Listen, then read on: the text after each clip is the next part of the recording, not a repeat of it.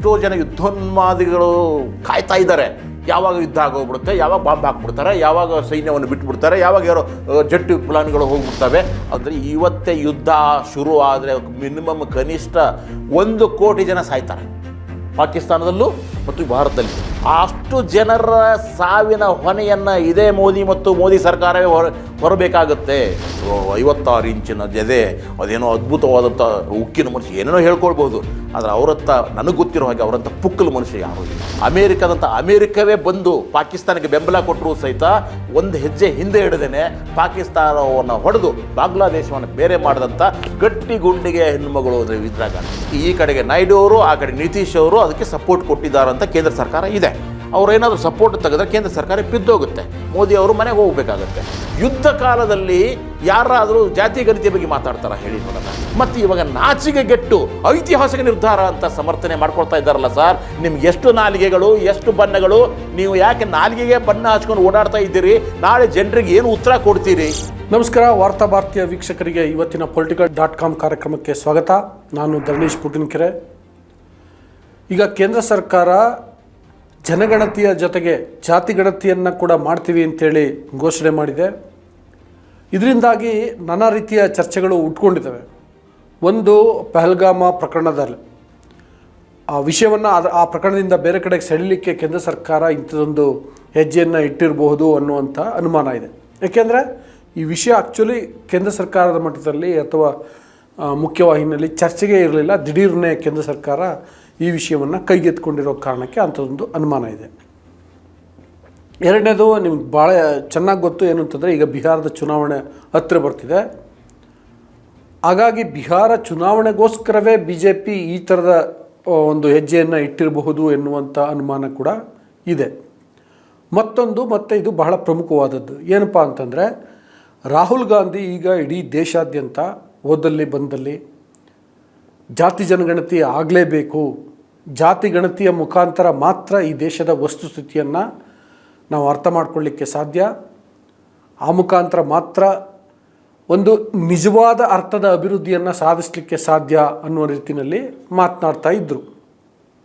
So ಹಾಗಾಗಿ ಆ ವಿರೋಧ ಪಕ್ಷಗಳ ಬತ್ತಳಿಕೆಯಲ್ಲಿರುವಂಥ ಪ್ರಮುಖ ಅಸ್ತ್ರವನ್ನು, ಜಾತಿ ಗಣತಿ ಅಸ್ತ್ರವನ್ನು ಕಿತ್ಕೊಳ್ಬೇಕು ಅನ್ನುವ ಕಾರಣಕ್ಕೋಸ್ಕರ ಕೇಂದ್ರ ಸರ್ಕಾರ ಈ ಹೆಜ್ಜೆ ಇಟ್ಟಿರ್ಬೋದು ಎನ್ನುವಂಥ ಚರ್ಚೆಗಳು ಕೂಡ ಇದ್ದಾವೆ. ಸಣ್ಣ ಪುಟ್ಟವು ಇನ್ನೂ ಇದ್ದಾವೆ. ಈ 3 ಪ್ರಮುಖ ಅಂಶಗಳು ಹೆಚ್ಚು ಚರ್ಚೆ ಆಗ್ತಾ ಇದ್ದಾವೆ. ಈ ಹಿನ್ನೆಲೆಯಲ್ಲಿ ನಿಜಕ್ಕೂ ಈ ಕಾರಣಕ್ಕೋಸ್ಕರ ಮಾಡಿದೆಯಾ, ಅಥವಾ ಕೇಂದ್ರ ಸರ್ಕಾರದ ಮುಂದೆ, ನರೇಂದ್ರ ಮೋದಿಯವರ ಮುಂದೆ, ಅಥವಾ BJPಯ ಬೆನ್ನೆಲುಬಾಗಿರುವಂತಹ ಅಥವಾ ಬ್ರೈನ್ ಆಗಿರುವಂತಹ RSS ಮುಂದೆ ಬೇರೆ ಏನಾದರೂ ಕಾರಣಗಳು ಇದ್ವಾ ಅನ್ನೋದ್ರ ಬಗ್ಗೆ ಚರ್ಚೆ ಮಾಡೋಣ. ಅವೆಲ್ಲವನ್ನು ವಿವರಿಸಲಿಕ್ಕೆ ನಮ್ಮ ಜೊತೆ ರಂಗ ಸಂಘಟಕರು, ಪತ್ರಕರ್ತರು ಆದಂತಹ ಶಶಿಕಾಂತ್ ಇಡಳ್ಳಿ ಅವರಿದ್ದಾರೆ. ಅವ್ರ ಜೊತೆಗೆ ಮಾತಾಡ್ತೀನಿ. ಅದಕ್ಕೂ ಮೊದಲು ನಾನು ನಿಮಗೆ ರಿಕ್ವೆಸ್ಟ್ ಮಾಡ್ತಿದ್ದೀನಿ, ನೀವಿನ್ನೂ ವಾರ್ತಾ ಭಾರತಿಯನ್ನು ಸಬ್ಸ್ಕ್ರೈಬ್ ಮಾಡಿಲ್ಲ ಅಂತಂದರೆ ದಯವಿಟ್ಟು ಸಬ್ಸ್ಕ್ರೈಬ್ ಮಾಡಿ, ಹಾಗೆ ಲೈಕ್ ಮಾಡಿ, ಜೊತೆಗೆ ಶೇರ್ ಮಾಡಿ. ಈಗ ವಿಡಿಯೋವನ್ನು ಶುರು ಮಾಡ್ತೀನಿ. ಸರ್, ಕಾರ್ಯಕ್ರಮಕ್ಕೆ ಸ್ವಾಗತ. ನಾನು 3 ಪ್ರಮುಖ ಕಾರಣ ಅಂತ ಹೇಳಿದೆ. ನಿಮ್ಮ ಪ್ರಕಾರ ಯಾವ ಕಾರಣಕ್ಕೋಸ್ಕರ ಕೇಂದ್ರ ಸರ್ಕಾರ ಇದ್ದಕ್ಕಿದ್ದಂತೆ ಈ ವಿಷಯವನ್ನು ಚರ್ಚೆಯ ಮುನ್ನೆಲೆಗೆ ತಂದಿದೆ ಅಂತ ಅನಿಸುತ್ತೆ? ಯುದ್ಧ ಇಡೀ ದೇಶಾದ್ಯಂತ ಪಹಲ್ಗಾಮ್ ಘಟನೆಯನ್ನು ಇಟ್ಕೊಂಡು ಒಂದು ಯುದ್ಧೋನ್ಮಾದವನ್ನು ಸೃಷ್ಟಿ ಮಾಡಲಾಯಿತು. ಇಡೀ ದೇಶದಲ್ಲಿ ಯಾರು ಕೇಳಿದ್ರೂ ಸಹಿತ ಇಲ್ಲ, ಯುದ್ಧ ಇವಾಗೇನು ಆಗೋಗ್ಬಿಡುತ್ತೆ, ಸಾಯಂಕಾಲ ಆಗೋಗ್ಬಿಡುತ್ತೆ, ಬೆಳಿಗ್ಗೆ ಆಗೋಗ್ಬಿಡುತ್ತೆ ಅಂತ ಎಲ್ಲ ಮಾಧ್ಯಮಗಳಲ್ಲೂ ಎಲ್ಲ ಕಡೆಗೂ ಅದೇ ಚರ್ಚೆ ಮಾಡ್ತಾ ಬಂದರು. ಈಗ ಯುದ್ಧ ಮಾಡಬೇಕು. ಅದಕ್ಕೆ ಏನು ಮಾಡಿದರು ಮೋದಿಯವರು? ಬೆಳಗ್ಗೆ ಒಂದು ಮೀಟಿಂಗು, ಮಧ್ಯಾಹ್ನ ಒಂದು ಮೀಟಿಂಗು, ಸೈನ್ಯದ ಎಲ್ಲ ಮುಖ್ಯಸ್ಥರುಗಳದ್ದು ಮೀಟಿಂಗು, ಆಮೇಲೆ ದೋಬಾಲ್ ಅವ್ರ ಜೊತೆಗೆ ಮೀಟಿಂಗು, ಈ ರೀತಿಯಾದಂಥ ಹಲವಾರು ಸಭೆಗಳ ಮೇಲೆ ಸಭೆಗಳನ್ನು ಮಾಡ್ತಾಯಿದ್ರು. 22ನೇ ತಾರೀಕು ಪಹಲ್ಗಾಮ್ನಲ್ಲಿ ನರಹತ್ಯೆ ಘಟನೆ ಆಗಿದೆ. ಎಷ್ಟೋ ಜನ ಯುದ್ಧೋನ್ಮಾದಿಗಳು ಕಾಯ್ತಾ ಇದ್ದಾರೆ. ಯಾವಾಗ ಯುದ್ಧ ಆಗೋಗ್ಬಿಡುತ್ತೆ, ಯಾವಾಗ ಬಾಂಬ್ ಹಾಕ್ಬಿಡ್ತಾರೆ, ಯಾವಾಗ ಸೈನ್ಯವನ್ನು ಬಿಟ್ಬಿಡ್ತಾರೆ, ಯಾವಾಗ ಯಾರೋ ಜೆಟ್ ಪ್ಲಾನ್ಗಳು ಹೋಗ್ಬಿಡ್ತವೆ ಅಂತ ಕಾಯ್ತಾ ಇದ್ದಾರೆ. ಕನಿಷ್ಠ ಏನೋ ಮಾಡಿದ್ರು, ಸರ್ಜಿಕಲ್ ಸ್ಟ್ರೈಕ್ ಆದರೂ ಮೋದಿಯವರು ಮಾಡಲೇಬೇಕಲ್ವ? ಹಿಂದೆ ಮಾಡಿದ್ರಲ್ಲ, ಮಾಡೇ ಮಾಡ್ತಾರೆ ಅಂತ ಕರೆಕ್ಟಾಗಿ ಅವರು ನಿನ್ನೆ ದಿವಸ ಒಂದು ಸರ್ಜಿಕಲ್ ಸ್ಟ್ರೈಕ್ ಮಾಡಿಬಿಟ್ರು. ಅದು ಭಕ್ತರ ಮೇಲೆ. ಮೋದಿ ಭಕ್ತರು ಏನಿದ್ದಾರಲ್ವ, ಸಂಘ ಪರಿವಾರಗಳಿದ್ದಾರಲ್ಲ, ಒಂದು ಸರ್ಜಿಕಲ್ ಸ್ಟ್ರೈಕ್ ಹಾಕ್ಬಿಟ್ರು. ಏನು ಯುದ್ಧ ನಡೆಯುತ್ತೆ ಅನ್ನೋದರಲ್ಲಿ ಜಾತಿ ಗಣತಿ ಮಾಡಿಬಿಡೋಣ. ಇದ್ದಕ್ಕಿದ್ದಂಗೆ ಆಶ್ಚರ್ಯ ಎಲ್ಲರಿಗೂ ಸಹಿತ. ಏನೇನೆಲ್ಲ ಹೇಳಿಕೆ ಕೊಟ್ಟಿದ್ರು ನೀವು ಗಮನಿಸ್ಬಿಟ್ರೆ ಅದ್ಭುತ ಆಗುತ್ತೆ. ನನ್ನ ಮೋದಿ ಅವ್ರಿಗೆ ಭಾಳ ನನಗೆ ಖುಷಿ ಆಯಿತು. ಯಾಕಂತಂದರೆ ಅವರು ನಮ್ಮಂಥವ್ರನ್ನೆಲ್ಲರನ್ನೂ ಸಹಿತ ಮೋದಿಯವರು ಬೈತಾ ಇದ್ರು. ಏನಂತ, ನಾವು ಪ್ರಭುತ್ವವನ್ನು ವಿರೋಧಿಸ್ತೀವಿ, ನಿಮ್ಮನ್ನು ಸೇರಿಸಿದ ಹಾಗೆ ನೀವೆಲ್ಲ ಅರ್ಬನ್ ನಕ್ಸಲರು ಅಂತ ನಮಗೆಲ್ಲ ಕರೆದ್ರು, ಒಂದು ಹೆಡ್ಡಿಂಗ್ ಹಾಕಿದ್ರು ನಮಗೆ, ಅರ್ಬನ್ ನಕ್ಸಲರು ಅಂತ. ಇದೇ ಶಬ್ದವನ್ನು ಬಳಸಿ ಜಾತಿ ಗಣತಿ ಅನ್ನೋದು ಅರ್ಬನ್ ನಕ್ಸಲ್ ಆಲೋಚನೆ ಅಂತ ಮೋದಿಯವರು ಹೇಳಿದರು. ಹೌದು. ಸೊ ಈಗ ಅದೇ ಆಲೋಚನೆ ಇವರು ಮಾಡಿದ್ರಿಂದ ಅವರು ಅರ್ಬನ್ ನಕ್ಸಲರಾಗೋಗ್ಬಿಟ್ರಲ್ವ. ಈಗ ಅವರು ನಮ್ಮವರೇ ಆಗೋಗ್ಬಿಟ್ರಲ್ಲ, ನಮ್ಮ ಆಲೋಚನೆಗೆ ಬಂದುಬಿಟ್ರಲ್ಲ. ಸೊ ಆದ್ದರಿಂದ ನಾವು ಅರ್ಬನ್ ನಕ್ಸಲರು ಒಂದು ಸಂತತಿಗೆ ನೀವು ಸೇರಿರಲ್ಲಪ್ಪ, ಸಂತೋಷ. ಅಟ್ಲೀಸ್ಟ್ ಆ ಒಂದು ಬುದ್ಧಿ, ಆ ಥರ ಆಲೋಚನೆ, ಪ್ರಗತಿಪರ ನಿಲುವು ನಿಮಗೆ ಬರಲಿ ಅಂತ ನಾನು ಹಾರೈಸ್ತಾ, ಅದರ ಜೊತೆಗೆ ಜಾತಿ ಗಣತಿ ಬಗ್ಗೆ ಯಾರ್ಯಾರೆಲ್ಲ ಮಾತಾಡಿದ್ರು ಅನ್ನೋದನ್ನು ಒಂದು 2 ಝಲಕ್ ಕೊಡ್ತೀನಿ ನಿಮಗೆ ನಾನು. ಹೇಳಿ. ಆಯ್ತಾ? ಈಗ ಒಂದು ಟ್ವೀಟ್ ಮಾಡುತ್ತೆ BJP ಕರ್ನಾಟಕ 12 ಏಪ್ರಿಲಲ್ಲಿ. ಏನು ಮಾಡುತ್ತೆ, ಜಾತಿ ಗಣತಿ ಎನ್ನುವುದು ಹಿಂದೂಗಳನ್ನು ಒಡೆಯುವ ಹುನ್ನಾರ. ಆಮೇಲೆ ಒಂದು ಪೋಸ್ಟರ್ ಮಾಡುತ್ತೆ, ಸಿದ್ದರಾಮಯ್ಯನವರಿಗೆ ಒಂದು ಮುಸ್ಲಿಂ ಟೋಪಿ ಹಾಕುತ್ತೆ, ಅವ್ರ ಕೈಯಲ್ಲಿ ಒಂದು ಪುಸ್ತಕ ಕೊಡುತ್ತೆ, ಅದರ ಮೇಲ್ಗಡೆಗೆ ಏನು ಮಾಡುತ್ತೆ, ಡಿವೈಡ್ ಹಿಂದೂಸ್ ಅಂತ ಒಂದು ಕೊಟ್ಟು ಒಂದು ಪೋಸ್ಟರ್ ಬಿಡುಗಡೆ ಮಾಡುತ್ತೆ. ಆಯಿತಾ? ಇವಾಗೇನಿಲ್ಲ, ಒಂದು ಸಣ್ಣ ಬದಲಾವಣೆ ಮಾಡಿ ಸ್ವಾಮಿ, ಆ ಮುಖವನ್ನು ಮಾತ್ರ ಮೋದಿದು ಹಾಕ್ಬಿಡಿ, ಸಿದ್ದರಾಮಯ್ಯ ಅವರು ತೆಗೆದುಬಿಡಿ, ಆ ಡಿವೈಡ್ ಹಿಂದೂ ಅನ್ನೋದು ಅಲ್ಲೇ ಇರಲಿ. ಆಯಿತಾ? ಇವಾಗ ಆ ಪೋಸ್ಟರ್ ಕೊಡಿ ನೋಡೋಣ, ಎಲ್ಲಿದ್ದೀರಪ್ಪ IT ಸೆಲ್ಲು, ಇವಾಗ ಯಾಕೆ ಸುಮ್ಮನೆ ಇದ್ದೀರಿ? ಇವಾಗ BJP ಕರ್ನಾಟಕ ಇವಾಗ ಒಂದು ಪೋಸ್ಟ್ ಮಾಡಿ ನೋಡೋಣ. ಹಿಂದೂಸ್ ಡಿವೈಡ್ ಅಂತ ಮಾಡ್ತೀರಾ, ಹಿಂದೂಸ್ ಯುನೈಟೆಡ್ ಅಂತ ಮಾಡ್ತೀರಾ. ಇವಾಗ ಸಬ್ಜೆಕ್ಟ್ ಒಂದೇ, ಜಾತಿ ಗಣತಿ ಬೇರೆಯವ್ರು ಮಾಡ್ತೀನಿ ಅಂತಂದರೆ ಹಿಂದೂ ಡಿವೈಡು. ಆಕಸ್ಮಿಕವಾಗಿ ನಿಮ್ಮದೇ ಅಧಿನಾಯಕರಾಗಿರ್ತಕ್ಕಂಥ ಮೋದಿಯವರು ಮಾಡಿದರೆ ಹಿಂದೂ ಯುನೈಟಾ? ಡಬಲ್ ಸ್ಟ್ಯಾಂಡರ್ಡ್ ಅಲ್ವಾ ನಿಮ್ಮದು? ನಮ್ಮ ಮಾನ್ಯ HD ಕುಮಾರಸ್ವಾಮಿ ಅವರು ಗೊತ್ತಾಯ್ತಾ, ಅವ್ರ ಬಗ್ಗೆ ಮಾತಾಡೋಕ್ಕಿಂತ, ಯಾಕಂದ್ರೆ ಅವ್ರು ಯಾವಾಗ ಗಾಳಿ ಬರುತ್ತೋ ಆ ಥರ ಬಣ್ಣ ಬದಲಾಯಿಸ್ತಾರಂತ ಎಲ್ಲರಿಗೂ ಗೊತ್ತಿದೆ. ಅವ್ರು ಹೇಳ್ತಾರೆ ಜಾತಿ ಗಣತಿ ಅನ್ನೋದು ದ್ವೇಷಪೂರಿತ ಸಮೀಕ್ಷೆ ಹೇಳ್ತಾರೆ. ಜಾತಿ ಗಣತಿ ಮಾಡಿದ್ರೆ ದ್ವೇಷಪೂರ್ವಕ ಸಮೀಕ್ಷೆ. ದೋಷಪೂರಿತ ಸಮೀಕ್ಷೆ ಅಂದರೆ ಒಪ್ಕೋಬಹುದು, ಅಲ್ಲ ದ್ವೇಷಪೂರ್ವಕ ಸಮೀಕ್ಷೆ ಅಂತ ಹೇಳ್ತಾರಲ್ವಾ, ಇವರು ದ್ವೇಷ ಕಾರ್ತಾರಲ್ವಾ. ಆದ್ದರಿಂದ ಇವಾಗ ಏನು ಹೇಳಿದ್ದಾರೆ, ಇವಾಗ ಒಂದು ಹೇಳಿಕೆ ನಿನ್ನೆ ಕೊಟ್ಟಿದ್ದಾರೆ, ಐತಿಹಾಸಿಕ ನಿರ್ಧಾರ. ಮೋದಿಯವರು ಜಾತಿ ಗಣತಿ ಮಾಡ್ತಕ್ಕಂಥ ಐತಿಹಾಸಿಕ ನಿರ್ಧಾರ. ಸ್ವಾಮಿ, ನಿನಗೆ ಎಷ್ಟು ನಾಲಿಗಳಿದ್ದಾವೆ, ಎಷ್ಟು ತಲೆಗಳಿದ್ದಾವೆ? ಆವಾಗ ಒಂದು ಹೇಳೋದು, ಇವಾಗ ಒಂದು ಹೇಳೋದು. ಮಾನ್ಯ HD ಕುಮಾರಸ್ವಾಮಿ ಅವರೇ, ಇದು ನಿಮಗೆ ತಕ್ಕದಾಗುತ್ತಾ? ಸರಿ, ಆಯಿತು, ಬಿಟ್ಬಿಡೋಣ. ಈ ಸದ್ಯಕ್ಕೆ ಅವರನ್ನು ಬಿಟ್ಟು ಇನ್ನೊಬ್ಬರ ಹತ್ರ ಬರೋಣ. ತೇಜಸ್ವಿ ಸೂರ್ಯ ಅಂತ ಒಬ್ಬರು ಇದ್ದಾರೆ ಮಹಾತ್ಮರು. ಈ ಮಹಾತ್ಮರು ಯಾವಾಗ ಏನು ಹೇಳ್ತಾರೆ ಅಂತ ಅವರಿಗೆ ಗೊತ್ತಿರೋದಿಲ್ಲ. 2023ರಲ್ಲಿ ಅವ್ರು ಹೇಳ್ತಾರೆ, ಜಾತಿ ಗಣತಿ ಸಮಾಜದ ಮೇಲೆ ಕೆಟ್ಟ ಪರಿಣಾಮ ಬೀರುತ್ತದೆ, ಹಿಂದೂ ಸುಧಾರಣಾವಾದಿಗಳು ಇದನ್ನು ವಿರೋಧಿಸುತ್ತಾರೆ ಅಂತ ಕಡಾಖಂಡಿತವಾಗಿ ಹೇಳಿದ್ರಲ್ಲ ಸ್ವಾಮಿ. ಈಗೇನು ಹೇಳಿದ್ರಿ, ನಿನ್ನೆ ಸಾವಕಾಶವಾಗಿ ಬಣ್ಣ ಬದಲಾಯಿಸಿದ್ರಿ, ನಾಲ್ಗೆಗೆ ಬಣ್ಣ ಹಚ್ಕೊಂಡಿದ್ದೀರಿ. ಇವಾಗ ಹೇಳ್ತಾ ಇದ್ದೀರಿ ಜನಗಣತಿ ಅನ್ನೋದು ಜಾತಿ ಗಣತಿಯನ್ನು ಪೋಷಿಸಿದ NDA ಸರ್ಕಾರದ ಐತಿಹಾಸಿಕ ನಿರ್ಧಾರ ಅಂತ ಹೇಳ್ತೀನಿ. ಅಂದರೆ ಹಿಂದೆ ಇದ್ದಾಗ ಏನಾಗಿತ್ತದು, ಅದು ಸಮಾಜವನ್ನ ಮೇಲೆ ಕೆಟ್ಟ ಪರಿಣಾಮ ಬೀರ್ತಿತ್ತು. ಅದನ್ನು ಮೋದಿಯವರ ಬಾಯಲ್ಲಿ ಬಂದ ತಕ್ಷಣವೇ ಐತಿಹಾಸಿಕ ನಿರ್ಧಾರ ಆಗೋಗ್ಬಿಡ್ತು. ಯಾಕೆ ಈ ರೀತಿಯಾದಂಥ ಬಣ್ಣ ಬದಲಾವಣೆ? ಯಾಕೆ ನಿಮ್ಮದು ಡಬಲ್ ಸ್ಟ್ಯಾಂಡರ್ಡು? ಇದು ಅಗತ್ಯ ಇದೆಯಾ? ಯಾಕೆ ಅನ್ನೋದನ್ನು ಹೇಳಿದೆ. This is called a surgical strike of Modi on their own ಭಕ್ತಾಸ್. ಗೊತ್ತಾಯ್ತಾ? ಅವ್ರ ಸಮರ್ಥಕರಿದಲ್ಲ, ಅವ್ರ ಮೇಲೇ ಹೇಳಿದಂಥದ್ದು. ಸೊ ಆದ್ದರಿಂದ ಈ ರೀತಿಯಾಗಿರ್ತಕ್ಕಂಥ ಜೋಶಿ ಅವರು ಹೇಳಿರಾಗಿರ್ಬೋದು, ಎಲ್ಲರೂ ಹೇಳಿದ ಹೇಳಿಕೆಗಳನ್ನ ತೆಗೆದುಕೊಂಡ್ರೆ ಈಗೆಲ್ಲ ಉಲ್ಟಾ ಪಲ್ಟಾ ಆಗೋಗ್ಬಿಡ್ತು. ಶಾ ಅವ್ರ ಹೇಳಿಕೆ ಉಲ್ಟಾ ಪಲ್ಟಾ ಆಗೋಗ್ಬಿಡ್ತು. This is called as the master stroke ಅಂತ ಹೇಳ್ತೀನಿ ನಾನು ನಿಮಗೆ. ಮೋದಿ ಅವ್ರಿಗೆ ಹ್ಯಾಟ್ಸ್ ಆಫ್ ಹೇಳ್ತೀನಿ. ಯಾಕೆಂದರೆ ನಿಮ್ಮನ್ನು ಸಮರ್ಥನೆ ಮಾಡಿಕೊಳ್ತಕ್ಕಂಥ ಹಲವಾರು ಜನರ ಆಲೋಚನೆ ಕ್ರಮವನ್ನು ಬದಲಾಯಿಸುವ ಕೆಲಸವನ್ನು ಮಾಡಿದ್ರಲ್ಲ ಸ್ವಾಮಿ. ಆಯಿತು, ಜಾತಿ ಗಣತಿ ಅನ್ನೋದು ಬೇಕಾಗಿದೆ. ಜಾತಿ ಗಣತಿಯ ನಿಮ್ಮ ನಿರ್ಧಾರ ಹೌದಲ್ಲೋ ಗೊತ್ತಿಲ್ಲ, ಆದರೆ ಹಲವಾರು ಆಯಾಮಗಳಿದ್ದಾವೆ. ಈ ನಿರ್ಧಾರಕ್ಕೆ ನೀವು ಮೋದಿಯವರು ಬರಬೇಕಾದಾಗ ಹಲವಾರು ಆಯಾಮಗಳಿದ್ದಾವೆ. ಅದರಲ್ಲಿ 3 ಪ್ರಮುಖ ಆಯಾಮಗಳನ್ನು ಧರ್ಮೇಶ್ ಅವರು ಇವಾಗ ಹೇಳಿದ್ದಾರೆ ನಿಮಗೆ. ಸೊ ಮೊದಲನೇ ಆಯಾಮನ ಇಷ್ಟೇ, ಅದು ಏನು ಅಂತಂದರೆ ಪಹಲ್ಗಾಮ್ ಘಟನೆ. ಪಹಲ್ಗಾಮಲ್ಲಿ 22ನೇ ತಾರೀಕಿನ ದಿವಸ ಒಂದು ನರಹತ್ಯೆ ಆಯಿತು. ಒಂದು 4 ಜನ ಭಯೋತ್ಪಾದಕರು ಬಂದರು, ಅಲ್ಲಿ ಹತ್ಯೆ ಮಾಡಿದರು. ಏನು ಇನ್ನೊಂದು 1 ಗಂಟೆಯಲ್ಲಿ 10 ಗಂಟೆಯಲ್ಲಿ 3 ಒಂದೇ ದಿನದಲ್ಲಿ ಅವರೆಲ್ಲರನ್ನು ಹಿಡಿದು ಹೊಡೆದು ಸಾಯಿಸ್ಬಿಡ್ತಾರೆ, ಎನ್ಕೌಂಟರ್ ಮಾಡಿಬಿಡ್ತಾರೆ ಅಂತ ಇದೆ ಭಕ್ತಾದಿಗಳು ಮತ್ತು ಅವರ ಗೋಧಿ ಮೀಡಿಯಾಗಳು ಹೇಳ್ತಾ ಬಂದ್ರಲ್ಲ. 10 ದಿನಗಳಾಯಿತು, ಇವತ್ತಿನವರೆಗೂ ಒಂದೇ ಒಂದು ಕ್ರಿಮಿನೂ ಸಹಿತ ಹಿಡಿಯೋಕ್ಕಾಗಿಲ್ವಲ್ಲ. ಅಂದರೆ ನಿಮ್ಮ ಪೌರುಷತ್ವವನ್ನು ನೀವು ತೆಗೆದುಕೊಂಡಿದ್ದೇನು ಯಾವುದನ್ನ ಮನೆಗಳ ದೋಷ ಮಾಡಿ ಹೊರತಾಗಿ ಅವ್ರು ಹಿಡಿಯೋಕ್ಕಾಗಲಿಲ್ಲ. ನಿಮಗೆ ಇವತ್ತಿನವರೆಗೂ ಹಿಡಿಬೇಕಾಗಿತ್ತು. ನಮ್ಮೆಲ್ಲರ ಆಶಯವಾಗಿತ್ತು. ಇಡೀ ದೇಶದ ಜನರ ಆಶಯ ಯಾರು ಕ್ರೂರಿಗಳಾಗಿದ್ದಾರೋ, ಯಾರು ನರಹಂತಕರಾಗಿದ್ದಾರೋ ಅವರನ್ನು ಹಿಡಿಬೇಕಾಗಿತ್ತು, ಲಾಲ್ ಚೌಕಲ್ಲಿ ನೇಣಿಗೇರಿಸಬೇಕಿತ್ತು, ಮಾಡಬೇಕಾಗಿತ್ತು. ಆಯಿತಾ? ಆದರೆ ನೀವು ಮಾಡಲಿಲ್ಲ. ಯಾಕಂದ್ರೆ ನಮ್ಮ ನಿರೀಕ್ಷೆ ಏನಿತ್ತಲ್ಲ ಅದನ್ನು ಇವತ್ತಿನವರೆಗೂ ಮಾಡೋಕ್ಕಾಗಿಲ್ಲ. ಸೊ ಆದ್ದರಿಂದ ಇಲ್ಲೇನಾಯಿತು, ಪೆಹಲ್ಗಾಮ್ ಭಯೋತ್ಪಾದನೆ ಘಟನೆ ಆದಾಗ ಅದನ್ನು ಮಾಮೂಲಿಯಾಗಿ ತಮ್ಮ BJP ರಾಜಕೀಯಕ್ಕೆ ಬಳಸಿಕೊಳ್ಳುವ ಪ್ರಯತ್ನವನ್ನು ಮಾಡಲಾಯಿತು. ಏನು, ಹಿಂದೂ ಮುಸ್ಲಿಂ ಇಲ್ಲಿ ಡಿವೈಡ್ ಮಾಡೋಕ್ಕೆ ಅಲ್ಲ. ಇಲ್ಲಿ ಇನ್ನೊಂದು ಆಯಾಮ ಇದೆ. ಏನಂತಂದರೆ ಹಂಗೆ ಮಾಡಲಿಕ್ಕೆ ಟ್ರೈ ಮಾಡಿದರು. ಈ ಸಲ ಪಹಲ್ಗಾಮ್ ಪ್ರಕರಣದಲ್ಲಿ ಅವ್ರಿಗೆ ಆ ನಿರೀಕ್ಷಿತವಾದಂತಹ ಜಯ ಸಿಕ್ಕಲಿಲ್ಲ. ಆ ಕಾರಣಕ್ಕೋಸ್ಕರನೇ ಈಗ ನೀವು ಹೇಳಿದಂತಹ ಸರ್ಜಿಕಲ್ ಸ್ಟ್ರೈಕ್ ಮಾಡಿದ್ದಾರೆ ಅಂತ ಈಗ ಅದನ್ನೇ ವಿವರಿಸ್ತಾ ಇದ್ದೇನೆ ನಿಮಗೆ. ಅಲ್ಲೇನಾಗಿತ್ತು, ಹಿಂದೂ ಮತ್ತು ಮುಸ್ಲಿಂ ಅಂದ್ರೇನು, ಹಿಂದೂಗಳನ್ನು, ಇಡೀ ಸಮಸ್ತ ಹಿಂದೂಗಳನ್ನು ಮುಸ್ಲಿಮರ ಮೇಲೆ ಎತ್ತಿ ಕಟ್ಟುವ ಕೆಲಸವನ್ನು ಮಾಡಲಾಯಿತು. ಅಂದರೆ ಜಾತಿ ನೋಡಿ ಅಥವಾ ಧರ್ಮವನ್ನು ಕೇಳಿ ಸಾಯಿಸಿದ್ರು ಅಂತ ಹೇಳಿದರು.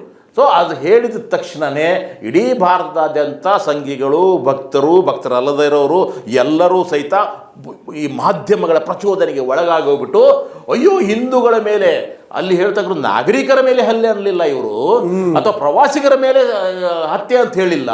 ಅದು ಹೇಳಿದ್ದೇನು, ಹಿಂದೂಗಳ ಮೇಲೆ. ಆದ್ದರಿಂದ ಈ ಹಿಂದೂಗಳ ಮೇಲೆ ಅಂದ ತಕ್ಷಣ ಎಲ್ಲರಿಗೂ ಒಂದು ಉನ್ಮಾದ ಬರುತ್ತೆ ಅನ್ನೋ ರೀತಿಯಲ್ಲಿ ಫೋಕಸ್ ಮಾಡಿದರು.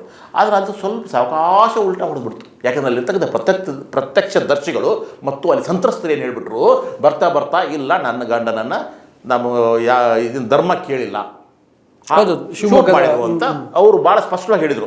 ಜೊತೆಗೆ ಅವ್ರ ಮೇಲೆ ಇವರು ಎಲ್ಲರೂ ಟ್ರೋಲ್ ಮಾಡಕ್ಕೆ ಶುರು ಮಾಡಿದ್ರು. ಆ ಎಮ್ಮನ ಮೇಲೆ ಪಾಪ ಗಂಡ ಇನ್ನೂ ಸತ್ತಿಲ್ಲ, ಈಗಾಗಲೇ ಹೇಳಿಕೆ ಕೊಡಕ್ಕೆ ಶುರು ಮಾಡಿಬಿಟ್ಟ.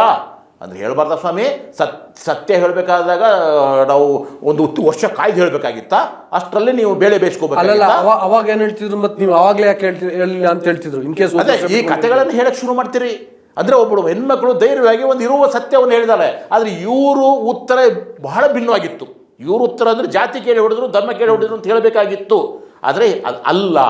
ಅದ್ರ ಜೊತೆಗೆ ಅವ್ರು ಏನು ಹೇಳ್ತಾ ಇದ್ದಾರೆ ಅಂದರೆ, ಅಲ್ಲಿರ್ತಕ್ಕಂಥವ್ರು ಮುಸ್ಲಿಂ ಬಾಂಧವರೇ ನಮ್ಮನ್ನು ಕಾಪಾಡಿದ್ರು, ಅವರೆಲ್ಲ ನಮ್ಮ ಅಣ್ಣಂದಿರು ಅಂದ ತಕ್ಷಣ ಇವ್ರಿಗೆ ಬುಡ್ಕು ಬಾಂಬ್ ಬಿದ್ಬಿಡ್ತು. ಅಯ್ಯೋ, ಮುಸ್ಲಿಮರು ಹೊಗಳ್ತಾ ಇದ್ದಾರಲ್ರಿ ಇವರು, ಇವ್ರ ಮಕ್ಕಳನ್ನು ಅವರು ಬೆನ್ನ ಮೇಲೆ ಹೊತ್ಕೊಂಡು ರಕ್ತ ಸುರಿಸ್ಕೊಂಡು ಅವರೆಲ್ಲರನ್ನು ಕಾಪಾಡಿದ್ರಲ್ಲ, ಇಡೀ ಒಂದು ಕುಟುಂಬಗಳನ್ನು ಕಾಪಾಡಿದ್ರಲ್ವಾ. ಅವರು ಮುಸ್ಲಿಮರು ಅಥವಾ ಹಿಂದೂಗಳಂತ ನೋಡಲಿಲ್ಲ, ಆಪತ್ಕಾಲಕ್ಕೆ ಆದರು ಅವರು, ಆಗಿದ್ದಕ್ಕೆ ಅಣ್ಣಂದಿರು ಅಂತ ಹೇಳಿದ್ರು. ಇದಕ್ಕೊಂದು ಏನು ವಿದ್ಯಮಾನ ಅಂತಂದರೆ, ಅವರು ಅಂದರೆ ಜಮ್ಮು ಕಾಶ್ಮೀರ ಜನ ಪ್ರವಾಸೋದ್ಯಮವನ್ನು ನಂಬಿಕೊಂಡಿರುವಂತಹ ಜನ. ಸೊ ಇದೇನಾದರೂ ಇಂಥ ಕೆಟ್ಟ ಮೆಸೇಜ್ ಹೋಗಿ ಪ್ರವಾಸೋದ್ಯಮಕ್ಕೆ ಏಟು ಬಿದ್ದರೆ ನಮಗೆ ನಮ್ಮ ಬದುಕು ನಾಶ ಆಗುತ್ತೆ ಅನ್ನೋ ಕಾರಣಕ್ಕೋಸ್ಕರ ನಾವು ಪ್ರವಾಸಿಗರ ಜೊತೆ ನಿಂತ್ಕೋಬೇಕು ಅಂತೇಳಿ ಮನ್ಸು ಮಾಡಿದರು. ಅದೊಂಥರ ಈ ಅಂತರಂಗದ ಕೂಗು, ಹಂಗೆ ನಿಂತ್ಕೊಂಡ್ರು. ಅವ್ರು ಮಾಡಿದರು. ಅವರು ಯಾವ ಜಾತಿನೂ ಕೇಳಲಿಲ್ಲ, ಧರ್ಮನೂ ಕೇಳಲಿಲ್ಲ. ಅದೇ ನೀವು ಹೇಳ್ದಂಗೆ ಈ ಗೋಧಿ ಮೀಡಿಯಾಗಳ ಸೃಷ್ಟಿ ಮಾಡಿದಂಥದ್ದು ಈ ಧರ್ಮ ಅನ್ನುವಂಥದ್ದು. ಧರ್ಮದ್ವೇಷವನ್ನು ಸೃಷ್ಟಿ ಮಾಡಿದರು, ಧರ್ಮವನ್ನಲ್ಲ. ಆದ್ದರಿಂದ ಧರ್ಮದ್ವೇಷವನ್ನು ಇವರು ಮೀಡಿಯಾದವರು ಮಾಡ್ತಾ ಬಂದರು. ಆದರೆ ಅಲ್ಲಿ ಆಗಿದ್ದು ಬಹಳ ಡಿಫ್ರೆಂಟು. ಆಮೇಲೆ ಇಡೀ ಕಾಶ್ಮೀರ ಮೊದಲನೇದಾಗಿ ಭಯೋತ್ಪಾದಕರ ವಿರುದ್ಧ ತಿರುಗಿ ಬಿದ್ದುಬಿಡ್ತು. ಆಯ್ತಾ? ಯಾಕೆ ಅಂತಂದರೆ ಅವರ ಬದುಕನ್ನು ಕಿತ್ಕೊಂಡ್ಬಿಟ್ಟಿದ್ರು ಅವರು. ಹೌದು, ಅವರ ಅನ್ನವನ್ನು ಕಿತ್ಕೊಂಡ್ಬಿಟ್ಟಿದ್ರು. ಅಲ್ಲಿ ಬರುವ ಪ್ರತಿಯೊಬ್ಬ ಪ್ರವಾಸಿಗಳು ಸಹಿತ ಅವರಿಗೆ ಅನ್ನದಾತರಾಗಿದ್ದರು.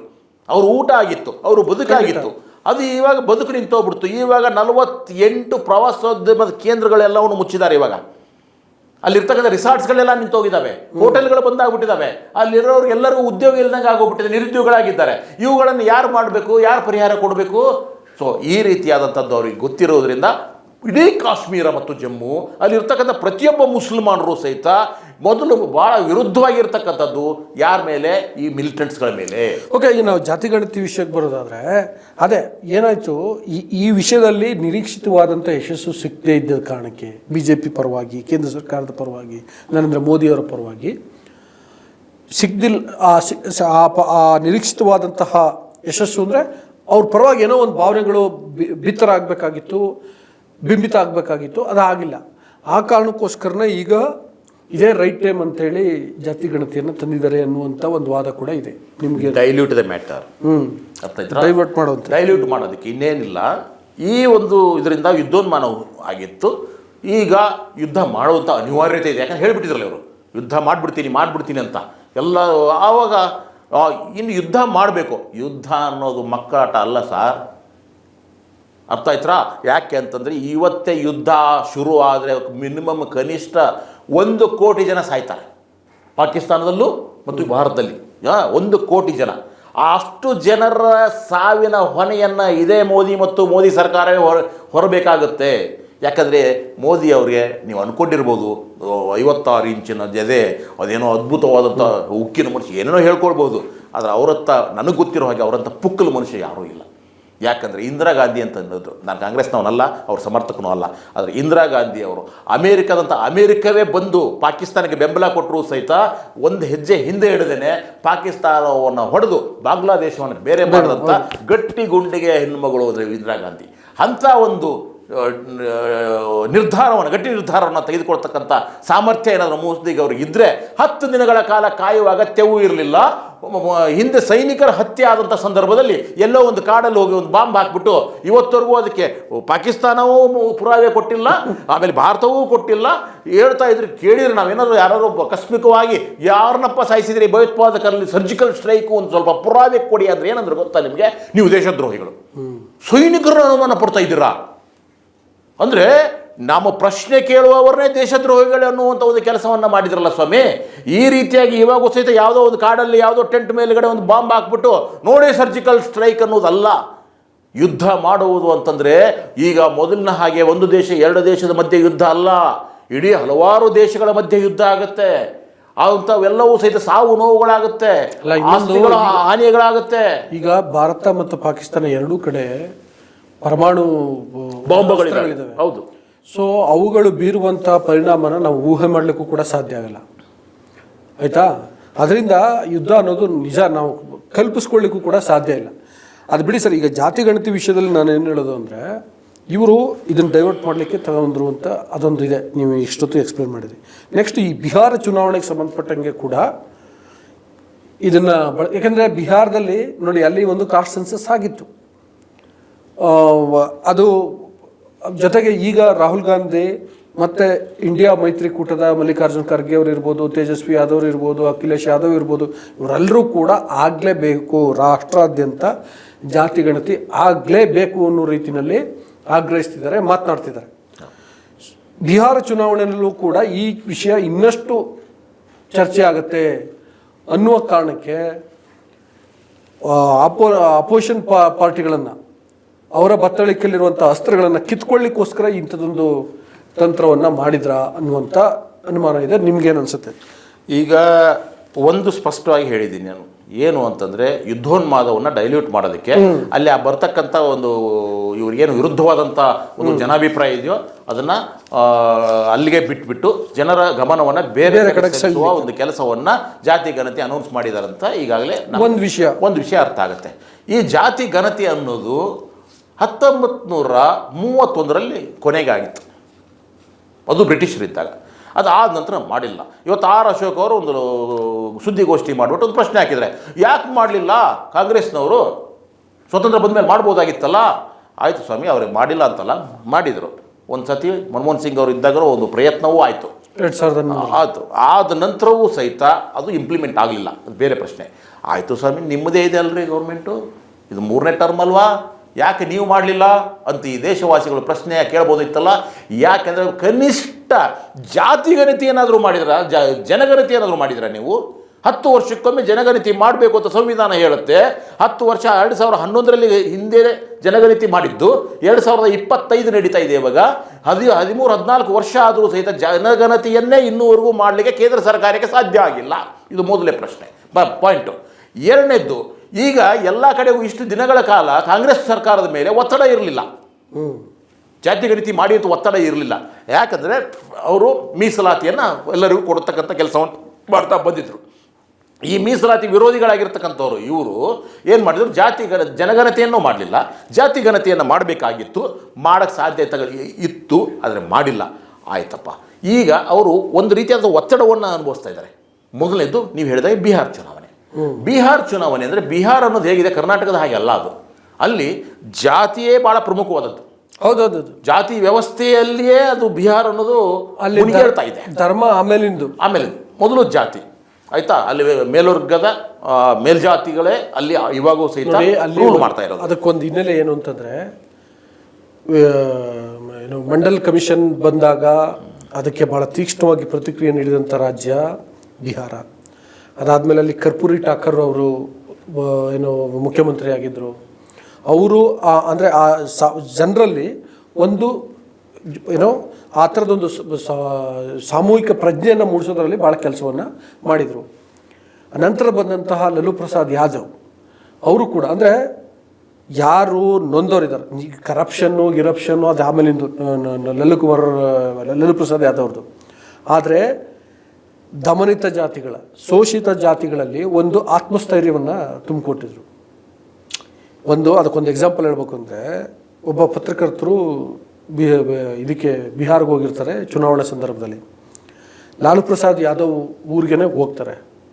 ಹೋದಾಗ ಅಲ್ಲಿ ರಸ್ತೆ ಸರಿ ಇರಲ್ಲ, ಲೈಟ್ ಇರಲ್ಲ, ಮತ್ತು ಕ್ಲೀನೂ ಇರಲ್ಲ. ಅವ್ರನ್ನ ಒಬ್ಬ ಕೂತಿರ್ತಾರೆ, ಅವ್ರನ್ನ ಕೇಳ್ತಾರೆ, ಈ ಸಲ ನೀವು ಯಾರಿಗೆ ವೋಟ್ ಮಾಡ್ತೀರಿ ಅಂತ. ಅಷ್ಟೊಳಗೆ ಆಲ್ರೆಡಿ ಲಾಲು ಪ್ರಸಾದ್ ಯಾದವ್ 2 ಟರ್ಮ್ ಆಗಿರ್ತದೆ. ನೀವು ಯಾರು ಮಾಡ್ತೀರಿ ಅಂತ, ಅವ್ರು ಮತ್ತೆ ಲಾಲು ಪ್ರಸಾದಿಗೆ ಮಾಡ್ತೀವಿ ಅಂತ. ಪತ್ರಕರ್ತರು ಸಹಜವಾಗಿ ಕೇಳ್ತಾರೆ, ಅಲ್ರಿ ಇಲ್ಲಿ ನೀರಿಲ್ಲ, ಲೈಟ್ ಇಲ್ಲ, ರೋಡ್ ಸರಿ ಇಲ್ಲ, ಇಷ್ಟೊಂದು ಗಲೀಜಿದೆ, ನೀವು ಮತ್ತೆ ಲಾಲು ಪ್ರಸಾದ್ಗೆ ವೋಟ್ ಮಾಡ್ತೀನಿ ಅಂತ ಹೇಳ್ತಿರಲ್ಲ, RJDನ ಬೆಂಬಲಿಸ್ತೀನಿ ಅಂತಲ್ಲ. ಅಂದರೆ ಏನೋ ಆತ್ಮವಿಶ್ವಾಸಕ್ಕಿಂತ ಮುಖ್ಯವಾದದ್ದು ಬೇರೆ ಇನ್ಯಾವುದಿದೆ? ಆತ್ಮಗೌರವಕ್ಕಿಂತ ಮುಖ್ಯವಾದದ್ದು ಬೇರೆ ಇನ್ನೇನಿದೆ? ಅದಕ್ಕಿಂತ ಮಿಗಿಲಾದಂಥ ಅಭಿವೃದ್ಧಿ ಇನ್ನೇನಿದೆ? ನಮಗೆ ಅದನ್ನು ತಂದುಕೊಟ್ಟರು ಲಾಲು ಪ್ರಸಾದ್ ಯಾದವ್, ಹಂಗಾಗಿ ನಾವು ವೋಟ್ ಮಾಡ್ತೀವಿ ಅಂತ ಹೇಳ್ತಾರೆ. ಅಂದರೆ ನಾನು ಹೇಳ್ತಿರೋದು ಬಿಹಾರದ ಜನರ ಮನಸ್ಥಿತಿಗೆ ನಾನು ನಿಮ್ಗೆ ಇದನ್ನು ಹೇಳಿದ್ದು. ಬಿಹಾರದಲ್ಲಿ ಮೇಲ್ಜಾತಿಯವರು ಒಂದು ಖಾಸಗಿ ಸೈನ್ಯವನ್ನೇ ಇಟ್ಕೊಂಡಿದ್ದಾರೆ ಆಯಿತಾ. ಅಂಥದ್ದು ಅಂದರೆ ನಮ್ಮ ಇದರಲ್ಲಿ ಸಂವಿಧಾನ ವಿರುದ್ಧವಾಗಿ ಅವರೇ ಒಂದು ಅಲ್ಲ. ಇನ್ನೊಂದೇನು ಅಂದರೆ, ಬಿಹಾರದಲ್ಲಿ ಈಗ ಯಾರೋ ಬಡವ ಹೋಗ್ತಿರ್ತಾನೆ, ಅವ್ನಿಗೆ ತುಂಬ ಹೊಟ್ಟೆ ಸಿಗ್ತಿರ್ತದೆ, ಪಕ್ಕದಲ್ಲೆಲ್ಲೋ ರೋಡಲ್ಲಿ ಹೋಗ್ತಿರ್ಬೇಕಾದ್ರೆ ಪಕ್ಕದಲ್ಲಿ ಸೌತೆಕಾಯಿ ಬೆಳೆದಿರ್ತಾರೆ, ಹೋಗಿ ಕಿತ್ಕೊತಾನೆ, ಅಥವಾ ಮಾವಿನಕಾಯಿ ಕಿತ್ಕೊತಾನೆ, ಅಥವಾ ಪರಂಗಿನ ಕಿತ್ಕೊತಾನೆ, ಏನೋ ಇರ್ತಲ್ಲ, ಅಂಥ ಸಿಲ್ಲಿ ರೀಸನ್ಗೆಲ್ಲ ಶೂಟ್ ಮಾಡಿ ಸಾಯಿಸಿದ್ದಾರೆ. ಸೊ ಆಗ ಸಾಯಿಸಿರೋರು ಯಾರು? ಮೇಲ್ಜಾತಿಯವರು, ಮೇಲ್ವರ್ಗದವರು. ಆಗ ಇವ್ರು ಭೂಮಾಲೀಕರು, ಅಲ್ಲಿ ಭೂಮಿಹಾರಿಗಳು, ಠಾಕೂರ್ಗಳು, ಸಿಂಗ್ಗಳು, ಇವರಲ್ಲಿದ್ದಾರಲ್ಲ ಅವ್ರುಗಳು. ಸಹಜವಾಗಿ ಅದೊಂದು ಕುದೀತಾ ಇದೆ. ಹಿಂದೆನೂ ಕುದೀತಿತ್ತು, ಈಗಲೂ ಕುದೀತಿದೆ. ಅಲ್ಲಿ ನೀವು ಮುಂದರ್ಸಿ ಜಾತಿ ವ್ಯವಸ್ಥೆ ಇಷ್ಟೊಂದು ಗಾಢವಾಗಿ ಬೇರೆ ಬಿಟ್ಟಿರ್ತಕ್ಕಂಥ ಒಂದು ರಾಜ್ಯ, ಅದಕ್ಕೆ ಹೆಚ್ಚು ಕಡಿಮೆ ಗೂಂಡ ರಾಜ್ಯ ಅಂತಲೇ ಹೇಳ್ತಾ ಇದ್ರು ಮುಂಚೆ. ಸೊ ಆದ್ದರಿಂದ ಅಂಥ ರಾಜ್ಯದಲ್ಲಿ ಈಗ ಒಂದು ಎಲೆಕ್ಷನ್ ಚುನಾವಣೆ ನಡೀತಾ ಇದೆ. ಈ ಸಾರ್ತಿ ಹೇಗಾದರೂ ಮಾಡಿ ನಮಗೆ ಅಲ್ಲಿ ಗೆಲ್ಲುವ ಒಂದು ಅತ್ಯಂತ ಅನಿವಾರ್ಯತೆ ಇವು BJP ಮತ್ತು ನಿತೀಶ್ ಕುಮಾರ್ ಇಬ್ಬರಿಗೂ ಇದೆ. ಯಾಕೆ ಅಂತಂದರೆ, ಈಗ ಇರ್ತಕ್ಕಂಥ ಕೇಂದ್ರ ಸರ್ಕಾರ ತನ್ನ ಸ್ವಂತ ಕಾಲ ಮೇಲೆ ನಿಂತಿಲ್ಲ ಆಯ್ತಾ. ಅದಕ್ಕೆ ಈ ಕಡೆಗೆ ನಾಯ್ಡು ಅವರು, ಆ ಕಡೆ ನಿತೀಶ್ ಅವರು ಅದಕ್ಕೆ ಸಪೋರ್ಟ್ ಕೊಟ್ಟಿದ್ದಾರೆ ಅಂತ ಕೇಂದ್ರ ಸರ್ಕಾರ ಇದೆ. ಅವರೇನಾದರೂ ಸಪೋರ್ಟ್ ತೆಗೆದ್ರೆ ಕೇಂದ್ರ ಸರ್ಕಾರ ಬಿದ್ದೋಗುತ್ತೆ, ಮೋದಿ ಅವರು ಮನೆಗೆ ಹೋಗಬೇಕಾಗತ್ತೆ. ಆದ್ದರಿಂದ ಈಗ ಬಿಹಾರದಲ್ಲಿ ಗೆಲ್ಲುವ ಅತ್ಯಂತ ಅನಿವಾರ್ಯತೆ ಇದೆ. ಹಾಗಾದಾಗ ಏನು ಮಾಡಬೇಕು? ಅಲ್ಲಿರ್ತಕ್ಕಂಥ ಜಾತಿ ವ್ಯವಸ್ಥೆ ಇದೆ ಅಲ್ವಾ, ಆ ಜಾತಿ ವ್ಯವಸ್ಥೆಯನ್ನು ಸಪೋರ್ಟ್ ಮಾಡ್ತಕ್ಕಂಥ ಏನಾದರೂ ಒಂದು ಹೇಳಿಕೆ ಬರಬೇಕಾಗಿತ್ತು. ಈ ಕಡೆ ಯುದ್ಧದಿಂದ ಜನರನ್ನು ಡೈವರ್ಟ್ ಮಾಡೋದು, ಆ ನಂತರ ಪಹಲ್ಗಾಮ್ ಘಟನೆಯಿಂದ ಸ್ವಲ್ಪ ಜನರ ಮೂಡನ್ನು ಬದಲಾಯಿಸೋದು, ಮೂರನೇದು ಬಿಹಾರ್ ಚುನಾವಣೆ. ಈಗ 22ನೇ ತಾರೀಕು ಇಂಥ ದೊಡ್ಡದಾದಂಥ ನರಹತ್ಯೆ ಆಯ್ತಲ್ಲ, ಇವರು ಪ್ರಕಾರನೇ ಹಿಂದೂಗಳ ನರಹತ್ಯೆ ಆಯ್ತಲ್ವಾ. ಅಲ್ಲ ಸ್ವಾಮಿ, ಸೌದಿ ಅರೇಬಿಯಾದಲ್ಲಿರ್ತಕ್ಕಂಥ ಪ್ರಧಾನಿಗಳು ಅಲ್ಲಿಂದ ಓಡಿ ಬಂದರು, ತಮ್ಮ ಮೀಟಿಂಗ್ಗಳನ್ನೆಲ್ಲ ಕ್ಯಾನ್ಸಲ್ ಮಾಡಿ. ಎಲ್ಲರಿಗೂ ಖುಷಿ ಆಯಿತು. ನೋಡಿದ್ರಾ, ನಮ್ಮ ಮೋದಿಯವರು ಒಂದೇ ಒಂದು ಘಟನೆ ಆಗಿದ್ದಕ್ಕೆ ಅಲ್ಲಿಂದ ಓಡಿ ಬಂದರು. ಆವಾಗ ನಮಗನಿಸಿತ್ತು, ಓಡಿ ಬಂದರು ಮೋದಿಯವರು, ಬಹುಶಃ ಅವರು ಏರೋಪ್ಲೇನು ಡೆಲ್ಲಿಗೆ ಬರೋದಿಲ್ಲ, ಅರ್ಥ ಆಯ್ತಾ, ನೇರ ಕಾಶ್ಮೀರಕ್ಕೆ ಹೋಗುತ್ತೆ, ಅಲ್ಲೇ ಹೋಗ್ಬಿಟ್ಟು ಕೂತ್ಕೊಂಡು ಮೀಟಿಂಗ್ ಮಾಡಿ ಅಲ್ಲೆಲ್ಲಾನು ವ್ಯವಸ್ಥೆ ಮಾಡಿ ಅಲ್ಲಿರ್ತಕ್ಕಂಥ ಸಂತ್ರಸ್ತರ ಮನೆಗೆ ಹೋಗಿ ಸಮಾಧಾನ ಹೇಳ್ತಾರೆ ಅಂತ ನಾವೆಲ್ಲ ಅಂದ್ಕೊಂಡಿದ್ದೀವಿ.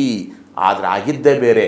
ಅವ್ರನ್ನ ಅಲ್ಲಿಂದ ಬಂದ ತಕ್ಷಣ ನೇರ ಹೋಗಿದ್ದಿಲ್ಲಿಗೆ ಬಿಹಾರಕ್ಕೆ ಚುನಾವಣೆ ಭಾಷಣ ಮಾಡಲಿಕ್ಕೆ. ಅಂದರೆ ಅಲ್ಲಿ ಸಂತ್ರಸ್ತರು, ಸತ್ತಿರುವವರು ಸೂತಕದ ಮನೆಗೆ ಹೋಗುವ ಬದಲಾಗಿ ಈ ದೇಶದ ಹಿರಿಯನಾಗಿ, ಈ ದೇಶದ ಮುಖ್ಯಸ್ಥನಾಗಿ ಅಲ್ಲಿರ್ತಕ್ಕಂಥ ಸಾವು ನೋವಿಗೆ ಸ್ಪಂದಿಸುವ ಬದಲಾಗಿ ಹೋಗಿದ್ದು ಚುನಾವಣೆಯ ಭಾಷಣಕ್ಕೆಲ್ಲ ಸ್ವಾಮಿ. ಇದು ಎಂಥದ್ದನ್ನು ನಮ್ಮ ಪ್ರಧಾನಿಗಳು ಈ ರೀತಿ ಮಾಡಿದ್ರಂತ ನಮಗೆ ಭಾಳ ಬೇಸರ ಆಗ್ತಾ ಇದೆ, ನಮಗೆ ನಾಚಿಕೆ ಆಗ್ತಾ ಇದೆ, ನಮಗೆ ಯಾಕೋ ಭಾಳ ಅಸಮಾಧಾನ ಆಗ್ತಾ ಇದೆ. ಸೊ ಆದ್ದರಿಂದ ಇದನ್ನು ಯಾವ ರೀತಿಯಾಗಿ ಸಂಘಿಗಳು ಅಥವಾ ಅವ್ರ ಭಕ್ತರು ಸಮರ್ಥಿಸ್ಕೊಳ್ತಾರೋ ನನಗಂತೂ ಗೊತ್ತಿಲ್ಲ. ಸರಿ, ಅದಾದ ನಂತರ ಏನಾಯಿತು? ಇವಾಗೂ ಸಹಿತ ಇವತ್ತಿನ ಈ ಕ್ಷಣದವರೆಗೂ ಅವರು ಕಾಶ್ಮೀರಕ್ಕೆ ಹೋಗಲಿಲ್ಲ. ಕಾಶ್ಮೀರದ ಜನರಿಗೆ ಸಂತಾಪವನ್ನು ಹೇಳಿಲ್ಲ. ಇವಾಗೂ ಕೇಂದ್ರ ಸರ್ಕಾರದಿಂದ ಪರಿಹಾರವನ್ನು ಘೋಷಣೆ ಮಾಡಲಿಲ್ಲ. ಇಲ್ಲ, ರಾಜ್ಯ ಸರ್ಕಾರಗಳು ಘೋಷಣೆ ಮಾಡಿದ್ದಾವೆ, ಆದರೆ ಕೇಂದ್ರ ಸರ್ಕಾರ ಮಾಡಿಲ್ಲ. ಇವರು ಸಂಘಿಗಳಿಗೆ ಮಾಹಿತಿ ಕೊರತೆ ಇದೆ. ಕಾಶ್ಮೀರ ಇದೆ ಅಲ್ರಿ, ಕಾಶ್ಮೀರ ರಾಜ್ಯ ನೋಡ್ಕೊಳ್ಳುತ್ತೆ. ಅಲ್ಲ ಸ್ವಾಮಿ, ಅದು ಈಗ ಕೇಂದ್ರಾಡಳಿತ ಪ್ರದೇಶ, ದೆಹಲಿ ಥರ. ಅಲ್ಲಿರ್ತಕ್ಕಂಥ ಪೊಲೀಸ್ ವ್ಯವಸ್ಥೆ ಮೇಲೆ ಅಲ್ಲಿರ್ತಕ್ಕಂಥ ಮುಖ್ಯಮಂತ್ರಿಗೆ ಯಾವುದು ಹಿಡಿತೇನೂ ಇಲ್ಲ. ಈಗ ನಾವು ಬಿಹಾರದ ವಿಷಯಕ್ಕೆ ಬರೋದು ಏನಂದ್ರೆ, ಒಂದು ಕೇಂದ್ರ ಸರ್ಕಾರಕ್ಕೆ ನಿತೀಶ್ ಕುಮಾರ್ ಮತ್ತು JDUನ ಬೆಂಬಲ ಬಹಳ ಅಗತ್ಯ. ಆದರೆ ಅಲ್ಲಿ ನಿತೀಶ್ ಕುಮಾರ್ಗೆ ಯಾಕೆಂದರೆ 3ನೇ ಟರ್ಮ್ ಆಗಿರೋ ಕಾರಣಕ್ಕೋಸ್ಕರ ಸಹಜವಾಗಿ ಸ್ವಲ್ಪ ಆಡಳಿತ ವಿರೋಧಿ ಅಲೆ ಇದೆ. ಈ ಸಲ ಏನಾದ್ರು ಅಲ್ಲಿ ಯಾಮಾರ್ಬಿಟ್ರೆ ಸೋತ್ರೆ ಇಲ್ಲಿ ಕಷ್ಟ ಆಗುತ್ತೆ. ಮತ್ತು ನಿತೀಶ್ ಕುಮಾರ್ ಕ್ಯಾರೆಕ್ಟರ್ ಹೆಂಗೆ ಹೇಳೋಕ್ಕಾಗಲ್ಲ. ಯಾವ ಟೈಮಲ್ಲಿ ಬೇಕಾದ್ರೆ ಅವರು RJD ಜೊತೆಗೆ ಹೋಗ್ಬಿಡ್ತಾರೆ, ಕಾಂಗ್ರೆಸ್ ಜೊತೆಗೆ ಹೋಗ್ಬಿಡ್ತಾರೆ. ಸೊ ಅವ್ರನ್ನ ವಿಶ್ವಾಸಕ್ಕೆ ತೆಗೆದುಕೊಳ್ಬೇಕು. ಅವ್ರನ್ನ ವಿಶ್ವಾಸಕ್ಕೆ ತೆಗೆದುಕೊಳ್ಬೇಕು ಅಂದರೆ ಅವ್ರಿಗೆ ಮುಖ್ಯಮಂತ್ರಿ ಮಾಡಬೇಕು ಅಂದರೆ ಅಲ್ಲಿ ಗೆಲ್ಲಬೇಕು ಅಂತಂದರೆ ಆಡಳಿತ ವಿರೋಧಿ ಅಲೆಯನ್ನೆಲ್ಲನೂ ಮೆಟ್ಟಿ ನಿಲ್ಲುವಂತಹ ಬೇರೆ ಯಾವುದಾದ್ರೂ ಒಂದು ಬ್ರಹ್ಮಾಸ್ತ್ರ ಬಿಡಬೇಕಾಗಿತ್ತು. ಅದಕ್ಕೆ ಇದನ್ನು ಅಂದರೆ ಜಾತಿ ಗಣತಿ ಅಸ್ತ್ರವನ್ನು ಪ್ರಯೋಗ ಮಾಡಿದ್ದಾರೆ ಅನ್ನುವಂಥ ಒಂದು ಅಭಿಪ್ರಾಯ ಇದೆ. ನೋ ಡೌಟ್, ಸಂದೇಹವೇ ಇಲ್ಲ. ಜಾತಿ ಗಣತಿಯನ್ನು ಮಾಡ್ತೀನಿ ಅಂದ ತಕ್ಷಣ ಮಾಡ್ತಾರೆ ಅಂತಲ್ಲ. ಅದು ಸಹಿತ ಒಂದು ಚುನಾವಣೆ ಭರವಸೆಯೂ ಆಗಿರಬಹುದು. ಜುಮ್ಲಾ ಅರ್ಥ ಆಯ್ತಾ? ಹೇಳೋಕ್ಕಾಗೋದಿಲ್ಲ. ಶಾ ಅವರು ಮುಂದೆ ಒಂದು ಮೀಟಿಂಗ್ ಕರೆದ್ಬಿಟ್ಟು ಅದು ಎಲೆಕ್ಷನ್ ಜುಮ್ಲಾ ಅಂದರು ಅಂದರೆ ಹೇಳೋಕ್ಕಾಗೋದಿಲ್ಲ. ಸೊ ಆದ್ದರಿಂದ ಇವಾಗೂ ಸಹಿತ ಅವ್ರು ಹೇಳಿದ ತಕ್ಷಣ cabinet decision sir, cabinet meeting ಮಾಡಿಲ್ಲ ಸರ್, ಇವರೇ ಹೇಳಿದ್ದಾರೆ ಅಷ್ಟೇ. ಆಯ್ತಾ? ಕ್ಯಾಬಿನೆಟಲ್ಲಿ ಹೇಳಿದ್ದಾರೆ, ಅದನ್ನು ಮುರಿಬಾರ್ದು ಅಂತಿಲ್ಲ, ಗ್ಯಾರಂಟಿ ಅಂತಿಲ್ಲ. ಆಯ್ತಾ? ಇಂಥವು ಬೇಕಾದಷ್ಟು ಡಿಸಿಷನ್ಗಳು ತೆಗೆದುಕೊಂಡ್ರು ಕ್ಯಾಬಿನೆಟ್ಗಳಲ್ಲಿ. ಇವತ್ತವರೆಗೂ ನಾವು ಯಾವ ಇಂಪ್ಲಿಮೆಂಟ್ ಆಗಿಲ್ಲ. ಆದ್ದರಿಂದ ಆಯ್ತು, ಈಗ ಚುನಾವಣೆ ನಡೀತಾ ಇದೆ. ಬಿಹಾರ ಚುನಾವಣೆಯ ಸಂದರ್ಭದಲ್ಲಿ ಅಲ್ಲಿರ್ತಕ್ಕಂಥ ಜನರನ್ನು ಜಾತಿವಾರು ಲೆಕ್ಕಾಚಾರಗಳಲ್ಲಿ ಈ ರೀತಿಯಾದ ಒಂದು ಡಿಸಿಷನ್ ತೆಗೆದುಕೊಂಡಿದ್ದಾರೆ. ಹಾಗಾದಾಗ ಇವಾಗ ಇವ್ರದೇ ಮಾತಿನ ಪ್ರಕಾರ ಅರ್ಥ ಆಯ್ತಾ, ಜಾತಿ ವಿಭಜನೆ ಆಗಲಿಲ್ವಾ? ಜಾತಿ ಗಣತಿ ಆದರೆ ಜಾತಿ ವಿಭಜನೆ ಆಗೋಗ್ಬಿಡುತ್ತೆ, ಹಿಂದೂಗಳ ವಿಭಜನೆ ಆಗೋಗ್ಬಿಡುತ್ತೆ ಅಂತ ಹೇಳಿದವ್ರು ಯಾರು? ಇದೇ ವಿರೋಧ ಪಕ್ಷದ ಎಲ್ಲ ನಾಯಕರು ಹೇಳಿದ್ರಲ್ಲ ಸ್ವಾಮಿ. ಆದರೆ ಇವಾಗ ಅದನ್ನೇ ಮಾಡ್ತಾ ಇದ್ದೀರಲ್ಲ. ಈಗ ನಾನು ಸರ್ ಹೇಳ್ತಾ ಇರೋದು, ಇದು ಒಂದಲ್ಲ ಘಟನೆ. ಈ ವಿರೋಧ ಪಕ್ಷ ಕಾಂಗ್ರೆಸ್ನವ್ರು ಹಲವಾರು ಯೋಜನೆಗಳನ್ನ ತೆಗೆದುಕೊಂಡು ಬಂದಿದ್ದಾರೆ. ಆಯ್ತಾ? ಎಲ್ಲ ಯೋಜನೆಗಳನ್ನು ಬಹುತೇಕವಾಗಿ ವಿರೋಧಿಸಿದ್ದು BJP. ಅಲ್ಲಿ ಅವತ್ತಿಂದ ಇವತ್ತಿನವರೆಗೂ ಇದೇ ಮೋದಿ ಸರ್ಕಾರ. ನಾನು ನಿಮ್ಗೆ ಹೇಳ್ತಾ ಇದ್ದೀನಿ, ಮೀಸಲಾತಿ ಬಂದಾಗ ಮಂಡಲ ಆಗೋಗ್ಬಿಟ್ಟು ಎಷ್ಟೋ ಜನರ ಪ್ರಾಣ ಹೋಯ್ತಲ್ವಾ. ಮೀಸಲಾತಿಯನ್ನು ವಿರೋಧಿಸಿ ಇಡೀ ದೇಶಾದ್ಯಂತ ಬೆಂಕಿ ಹಚ್ಚಿದವ್ರು ಯಾರು? BJP. ಅರ್ಥ ಆಯ್ತಾ? ಅವತ್ತು ಹಚ್ಚಿದ ಬೆಂಕಿ ಇವತ್ತು ಆರ್ತಾ ಇಲ್ಲ.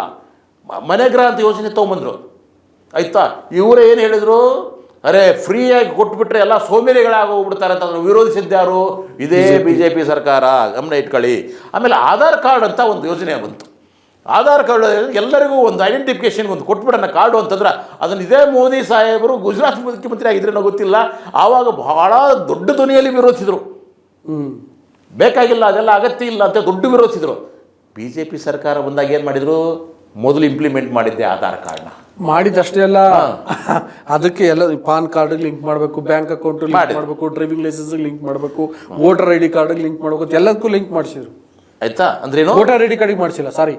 ಯಾವುದನ್ನು ವಿರೋಧಿಸಿದ್ರೋ ಅದನ್ನು ಇಂಪ್ಲಿಮೆಂಟ್ ಮಾಡಿದ್ದು BJP ಸರ್ಕಾರ. ಅದಾದಮೇಲೆ ಇಂಡೋ-US ನ್ಯೂಕ್ಲಿಯರ್ ಡೀಲ್ ಅಂತ ಬಂತು ಒಂದು. ಅದನ್ನು ಕಾಂಗ್ರೆಸ್ ಸರ್ಕಾರ ಇದ್ದಾಗ BJP ವಿರೋಧಿಸಿತು. BJP ಸರ್ಕಾರ ಬಂದಾಗ, ಮೋದಿ ಗೌರ್ಮೆಂಟ್ ಬಂದಾಗ ಇಂಪ್ಲಿಮೆಂಟ್ ಮಾಡಿದ್ದು ಮೊದಲು ಇವರೇ. ಅವ್ರನ್ನ ಇಂಪ್ಲಿಮೆಂಟ್ ಮಾಡೋಕ್ಕೆ ಬಿಡಲಿಲ್ಲ, ಇವರು ಮಾಡಿದರು. ಆಯಿತಾ? ಆಮೇಲೆ GST ಯೋಜನೆಯನ್ನು ಜಾರಿಗೆ ತರಬೇಕು ಅಂತ ಹೇಳ್ಬಿಟ್ಟು ಆಲೋಚನೆ ಮಾಡಿದ್ದು ಕಾಂಗ್ರೆಸ್ ಸರ್ಕಾರ. ಅದನ್ನು ವಿರೋಧಿಸಿದರು, ಇವರು ಜಾರಿಗೆ ತೊಗೊಂಬಂದರು. ಅದಾದ ನಂತರ ಸಬ್ಸಿಡಿ ಕೊಡೋದು ಅಂತ, ರಿಯಾಯಿತಿಗಳನ್ನು ಕೊಡೋದು ಎಲ್ಲದಕ್ಕೂ. ಆ ರಿಯಾಯಿತಿಗಳಲ್ಲಿ ಬಡವರಿಗೆ ಕೊಡಬೇಕಂತ ರಿಯಾಯಿತಿಯನ್ನು ಕಾಂಗ್ರೆಸ್ ಇದ್ದಾಗ, NDA ಸರ್ಕಾರ ಇದ್ದಾಗ ವಿರೋಧಿಸ್ತಿದ್ರು. ಯಾವುದು ರಿಯಾಯಿತಿ ಕೊಡಬಾರ್ದು ಅಂತ ಹೇಳಿದವರು, ಆನಂತರ ಇವರು ಸರ್ಕಾರ ಬಂದಾಗೂ ಸಹಿತ ಹಲವಾರು ವಿಷಯಗಳಿಗೆ ಸಬ್ಸಿಡಿಯನ್ನು ತೆಗೆದು ಬಿಸಾಕಿದ್ರು, ಕೆಲವೊಂದಕ್ಕೆ ಸಬ್ಸಿಡಿಗಳನ್ನು ಕೊಡೋಕ್ಕೆ ಮುಂದುವರಿಸಿದರು. ಅದರ ನಂತರ ಬಹಳ ಮುಖ್ಯವಾಗಿರೋದು ಗ್ಯಾರಂಟಿ ಯೋಜನೆ. ಗ್ಯಾರಂಟಿ ಯೋಜನೆಯ ಬಗ್ಗೆ ಮೋದಿಯವರು ಒಂದು ಸ್ಪಷ್ಟವಾದ ಮಾತನ್ನು ಹೇಳ್ತಾರೆ. ಏನು ಅಂತಂದರೆ, ರಾಜ್ಯಗಳು ದಿವಾಳಿಯಾಗುತ್ತವೆ. ಗ್ಯಾರಂಟಿ ಯೋಜನೆಗಳು ಕೊಟ್ಟರೆ, ಬಿಟ್ಟಿ ಭಾಗ್ಯಗಳನ್ನು ಕೊಟ್ಟರೆ ಸರ್ಕಾರಗಳೇ ದಿವಾಳಿ ಆಗೋಗ್ಬಿಡುತ್ತೆ ಅಂತ ಇವ್ರು ಹೇಳಿದ್ರಲ್ಲ ಸ್ವಾಮಿ ದೆಹಲಿಯಲ್ಲಿ ಕೂತ್ಕೊಂಡು. ಆ ನಂತರ ಬಂದಿರತಕ್ಕಂಥ ಎಲ್ಲ ಚುನಾವಣೆಯಲ್ಲಿಯೂ ಮೊದಲು ಕಾಂಗ್ರೆಸ್ನವ್ರಿಗಿಂತಲೂ ಹೆಚ್ಚು ಇವರು 10 ಕೊಡ್ತೀನಿ ಅಂದ್ರೆ ನಾನು 20 ಕೊಡ್ತೀನಿ ಅನ್ನೋ ರೀತಿಯಲ್ಲಿ ಹೆಚ್ಚು ಬಂದಂಥ ಮಧ್ಯಪ್ರದೇಶ, ಹರಿಯಾಣ, ಎಲ್ಲದರಲ್ಲೂ ಸಹಿತ ಫ್ರೀ ಬೀಸ್ಗಳನ್ನು, ಗ್ಯಾರಂಟಿಗಳನ್ನು ಏನೋ ಪೈಪೋಟಿ ಮೇಲೆ ಕೊಟ್ಟದ್ದು. ಅವ್ರು 2,000 ಕೊಡ್ತಾರಾ ದೆಹಲಿಯಲ್ಲಿ, ನಾನು 2,500 ಕೊಡ್ತೀನಿ. ಮಹಾರಾಷ್ಟ್ರದಲ್ಲಿ ಇನ್ನೂ ಹೆಚ್ಚು ಕೊಡ್ತೀವಿ. ಈ ರೀತಿಯಾದಂಥ ಫ್ರೀ ವೀಸ್ಗಳನ್ನು ಹೆಚ್ಚು ಅನೌನ್ಸ್ ಮಾಡಿದ್ದು. ಅಂದರೆ ಯಾರು ಕಾಂಗ್ರೆಸ್ ಸರ್ಕಾರ ಮತ್ತು ಆಪ್ ಸರ್ಕಾರ ಈ ಗ್ಯಾರಂಟಿ ಯೋಜನೆಗಳನ್ನು ತೊಗೊಂಬಂದಿತ್ತೋ ಅಂಥವುಗಳನ್ನೆಲ್ಲವನ್ನು ತಾವೇ ತೆಗೆದುಕೊಂಡ್ರು. ಈಗ ಬಂದಿರೋದು ಜಾತಿ ಗಣತಿ ವಿಷಯಕ್ಕೆ. ಯಾವ ಜಾತಿ ಗಣತಿಯನ್ನು ವಿರೋಧಿಸಿದ್ರು, ಅರ್ಬನ್ ನಕ್ಸಲ್ ಯೋಚನೆ ಅಂತ ಹೇಳಿದ್ರು, ಯಾರು ಜಾತಿಯನ್ನು ಒಡೆಯುವ ಕೆಲಸವನ್ನು ಮಾಡ್ತಾರಪ್ಪ ಇವರು ಅಂತ ಹೇಳಿದ್ರು, ಅದೇ ಸಂಸತ್ತಿನಲ್ಲಿ ರಾಹುಲ್ ಗಾಂಧಿಯವರು ಈ ಪ್ರಶ್ನೆ ಎತ್ತಿದಾಗೂ ಸಹಿತ ಅದನ್ನು ವಿರೋಧಿಸುವ ಕೆಲಸವನ್ನು ಮಾಡಿದರು. ದೇಶಾದ್ಯಂತ ಇರತಕ್ಕಂಥ ಮೋದಿ ಭಕ್ತಾದಿಗಳು, BJP ನಾಯಕರುಗಳು ಎಲ್ಲರೂ ಸಹಿತ ಮೋದಿ ಟೋನಲ್ಲೇ ಮಾತಾಡೋಕ್ಕೆ ಶುರು ಮಾಡಿದರು. ಜಾತಿ ಗಣತಿ ಅನ್ನೋದು ಬಹಳ ದೊಡ್ಡದಂಥ ಅಪರಾಧ ಅನ್ನುವಂಥ ಒಂದು ಮನಸ್ಥಿತಿಯನ್ನು ಹುಟ್ಟಾಕಿದ್ರು. ನಿನ್ನೆಯಿಂದ ಎಲ್ಲರೂ ಸಹಿತ ಮೌನವಾಗಿದ್ದಾರೆ. ಈಗ ಫೈನಲಿ ನೋಡಿ, BJPಯ ನೀವು ಹೇಳ್ದಂಗೆ ಅವರ ಭಕ್ತಗಣ ಇವ್ರಿಗೆಲ್ಲರಿಗೂ ಎಂಥ ಪರಿಸ್ಥಿತಿ ಬಂದ್ಬಿಟ್ಟಿದೆ. ಈಗ ಅಂದರೆ ಹಿಂದೆ ಪಪ್ಪು ಅಂತ ಹೇಳ್ತಿದ್ರು ರಾಹುಲ್ ಗಾಂಧಿ ಅವ್ರನ್ನ. ಈಗ ರಾಹುಲ್ ಗಾಂಧಿ ಹಾಕಿದ ತಾಳಕ್ಕೆ ಇವರೆಲ್ಲ ಕುಣಿಬೇಕು. ರಾಹುಲ್ ಗಾಂಧಿ ಅಜೆಂಡಾ ಪರವಾಗಿ ಬ್ಯಾಟ್ ಮಾಡಬೇಕು ಇವತ್ತಿಂದ. ಯಾಕಂದರೆ ಇದು ಯಾರು ಒಪ್ಪಲಿ ಬಿಡಲಿ, ಎಲ್ರಿಗೂ ಗೊತ್ತಿರುವಂಥ ವಿಷಯ ಏನು, ಜಾತಿ ಜನಗಣತಿ ಎನ್ನುವಂಥದ್ದು ಇವತ್ತು ಈ ದೇಶದಲ್ಲಿ ಇಷ್ಟೆಲ್ಲ ಚರ್ಚೆ ಆಗಲಿಕ್ಕೆ ಕಾರಣ ರಾಹುಲ್ ಗಾಂಧಿ. ಓಕೆ, ಇದು ರಾಹುಲ್ ಗಾಂಧಿ ಅಜೆಂಡಾ. ಈಗ ಅಜೆಂಡಾ ಪರವಾಗಿ ಭಕ್ತರು ಬ್ಯಾಟ್ ಮಾಡಬೇಕು. ಸೊ ಇಂಥ ಪರಿಸ್ಥಿತಿಗೆ ಬಂತಲ್ಲ ಅಂತ ಸರ್. ಅದು ಏನಂತಂದರೆ, ಜಾತಿ ಗಣತಿ ಬಿಹಾರದಲ್ಲಿ ಮೊದಲು ಸಮೀಕ್ಷೆ ಶುರು ಮಾಡಿದರು ಮತ್ತು ಅದನ್ನು ಅನುಷ್ಠಾನಕ್ಕೆ ತೊಗೊಂಬಂದರು ಬಿಹಾರದಲ್ಲಿ, ಆಮೇಲೆ ಇವಾಗ ಕರ್ನಾಟಕದಲ್ಲಿ, ಆಮೇಲೆ ತೆಲಂಗಾಣದಲ್ಲಿ. ಈ ರೀತಿ ಆದಾಗ ಜಾತಿ ಗಣತಿಗೆ ಹೆಚ್ಚು ಬೆಂಬಲ, ಆ ಸಮೀಕ್ಷೆಗೆ. ಯಾಕೆ ಜಾತಿ ಗಣತಿ ಅಂತ ಮಾಡೋಕ್ಕೆ ಸಾಧ್ಯ ಇಲ್ಲ, ಕೇಂದ್ರ ಸರ್ಕಾರದ ಯೋಜನೆ. ಆದರೆ ರಾಜ್ಯ ಸರ್ಕಾರದವರು ಸಾಮಾಜಿಕ ಮತ್ತು ಆರ್ಥಿಕ ಸಮೀಕ್ಷೆ ಅಂತ ಹೇಳ್ಬಿಟ್ಟು ಅದನ್ನು ಬೇರೆ ಬದಲಾಯಿಸಿ ಮಾಡಿದ್ರು ಇವರು ತಮ್ಮದೇ ಆದ ರೀತಿಯಲ್ಲಿ. ಇವಾಗ ಆಕಸ್ಮಿಕವಾಗಿ ಈ ಕರ್ನಾಟಕದಲ್ಲಿ ಅದನ್ನು ಇಂಪ್ಲಿಮೆಂಟ್ ಮಾಡಿದರೆ ಆಯ್ತಾ, ದೇಶದಾದ್ಯಂತ ಮಾಡಲ್ ಆಗ್ಬಿಡುತ್ತೆ. ಬೇರೆ ರಾಜ್ಯಗಳು ಅದನ್ನೇ ಮಾಡ್ತಾರೆ, ಅದನ್ನು ಮಾಡೋಕ್ಕೆ ಬಿಡಬಾರ್ದು. ಆದ್ದರಿಂದ ಈ ಯಾವುದೇ ರೀತಿಯಲ್ಲಿ ಜನಗಣತಿಯ ಕ್ರೆಡಿಟ್ಟು ಯಾವುದೇ ಒಂದು ರಾಜ್ಯಕ್ಕೆ, ರಾಜ್ಯದ ಮಂತ್ರಿಗೆ ಅಥವಾ ಯಾವುದೇ ಪಕ್ಷಕ್ಕೆ ಹೋಗಬಾರದು ಅನ್ನುವ ಒಂದು ಉದ್ದೇಶದಿಂದ ನಾವು ಕೇಂದ್ರ ಸರ್ಕಾರದಿಂದ ಮಾಡುವ ಅನಿವಾರ್ಯತೆಗೆ ಒಳಗಾದರು ಮೋದಿಯವರು. ಆದ್ದರಿಂದ ಈ ಹಲವಾರು ಆಯಾಮಗಳಲ್ಲಿ, ಒಂದು ಆಯಾಮ ಅಲ್ಲ. ಆಮೇಲೆ ಇವಾಗ ಹೇಳ್ತಾ ಇದ್ದೀನಿ, ಯುದ್ಧ ಕಾಲದಲ್ಲಿ ಯಾರಾದರೂ ಜಾತಿ ಗಣತಿಯ ಬಗ್ಗೆ ಮಾತಾಡ್ತಾರಾ ಹೇಳಿ ನೋಡೋಣ? ಸಾಧ್ಯತೆಗಳಿದ್ದಾವ? ಅಷ್ಟೊಂದು ಉದ್ವಿಗ್ನತೆ ಇದೆ ದೇಶದಲ್ಲಿ. ಎಲ್ಲರೂ ಸಹಿತ ಯಾವುದೋ ಒಂದು ವಿಷಯದ ಬಗ್ಗೆ ಮಾತಾಡ್ತಾ ಇದ್ದಾರೆ. ಇಂಥ ಸಂದರ್ಭ ಬೆಳಗ್ಗೆಯಿಂದ ಸಾಯಂಕಾಲವರೆಗೂ ಮೀಟಿಂಗ್ ಮೇಲೆ ಮೀಟಿಂಗ್ಗಳು, ಸಭೆಗಳ ಮೇಲೆ ಸಭೆಗಳು ಆಗ್ತಾ ಇದ್ದಾವೆ.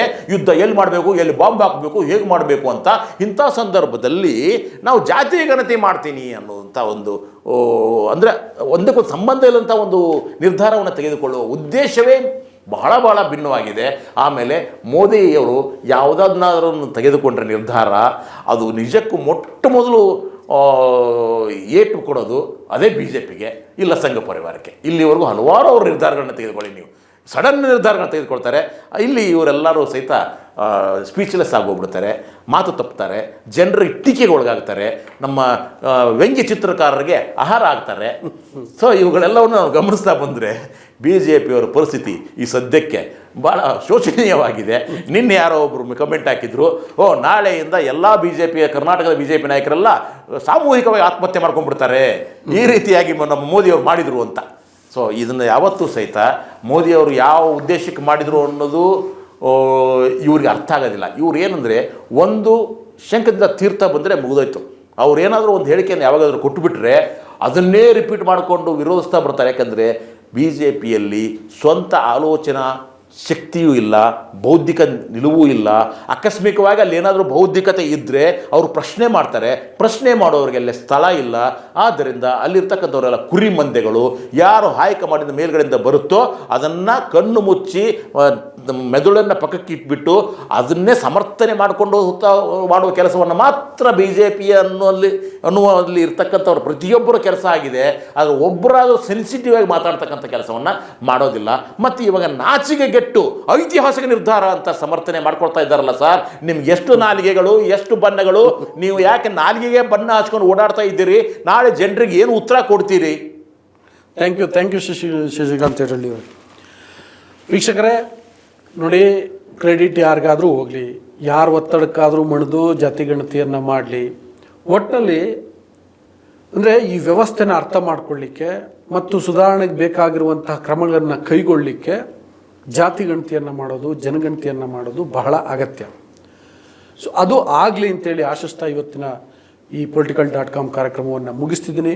ಮುಗಿಸುವ ಮುನ್ನ ಮತ್ತೊಮ್ಮೆ ನಾನು ನಿಮಗೆ ರಿಕ್ವೆಸ್ಟ್ ಮಾಡ್ತಿದ್ದೀನಿ, ನೀವಿನ್ನೂ ವಾರ್ತಾಭಾರತಿಯನ್ನು ಸಬ್ಸ್ಕ್ರೈಬ್ ಮಾಡಿಲ್ಲ ಅಂದರೆ ದಯವಿಟ್ಟು ಸಬ್ಸ್ಕ್ರೈಬ್ ಮಾಡಿ, ಲೈಕ್ ಮಾಡಿ, ಶೇರ್ ಮಾಡಿ, ಜೊತೆಗೆ ನಿಮ್ಮ ಅಭಿಪ್ರಾಯವನ್ನು ಕೂಡ ತಿಳಿಸಿ. Thank you.